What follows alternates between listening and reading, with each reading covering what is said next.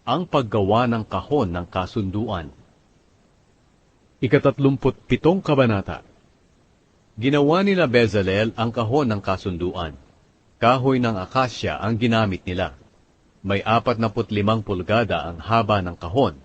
27 pulgada ang lapad at taas nito. Binalutan ito ng purong ginto sa loob at labas. At nilagyan ng hinulmang ginto ang mga palibot nito. Ginawaan din nila ito ng 4 na argolyang ginto at ikinabit sa 4 na paa nito. Gumawa sila ng tukod na akasya na binalutan ng ginto. Ikinabit nila ang mga argolya sa bawat gilid ng kahon para mabuhat ang kahon sa pamamagitan ng mga tukod. Ginawaan din nila ang kahon ng takip na purong ginto. May 45 pulgada ang haba at 27 pulgada ang lapad.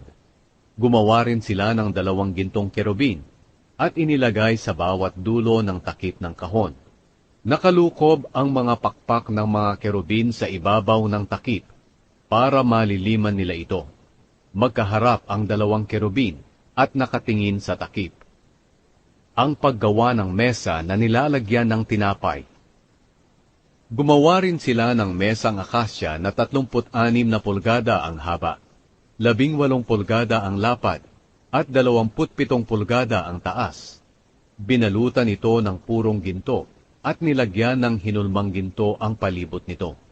Nilagyan din nila ng sinepa ang bawat gilid. Mga 4 na pulgada ang lapad at nilagyan din nila ng hinulmang ginto ang sinepa. Pagkatapos gumawa sila ng 4 na argolyang ginto at ikinabit ito sa paa ng mesa malapit sa sinepa. Dito nila isinuksok ang mga tukod na pambuhat sa mesa. Gawa sa akasya ang mga tukod na ito at nababalot ng ginto. Gumawa rin sila ng mga kagamitang purong ginto para sa mesa, pinggan, tasa, mangkok at banga na gagamitin para sa mga handog na inumin. Ang paggawa ng lalagyan ng ilaw. Gumawa rin sila ng lalagyan ng ilaw na purong ginto ang paa, katawan, at palamuting hugis bulaklak, na ang iba'y buko pa lang, at ang iba naman ay nakabuka na.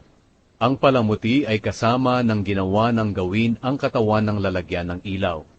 Ang lalagyan ng ilaw ay may 6 na sanga, tig-3 sa bawat gilid.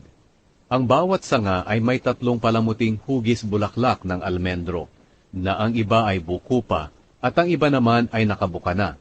Ang katawan ng lalagyan ng ilaw ay may 4 na palamuting hugis bulaklak ng almendro, na ang iba'y buko pa, at ang iba naman ay nakabuka na.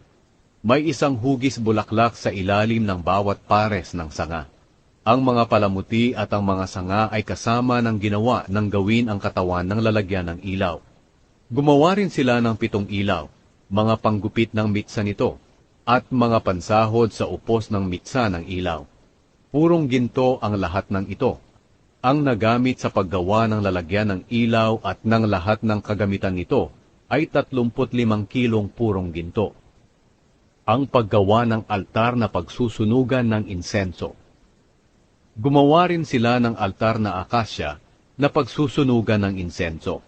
Kwadrado ito, 18 pulgada ang haba, 18 pulgada ang lapad, at mga 3 talampakan ang taas.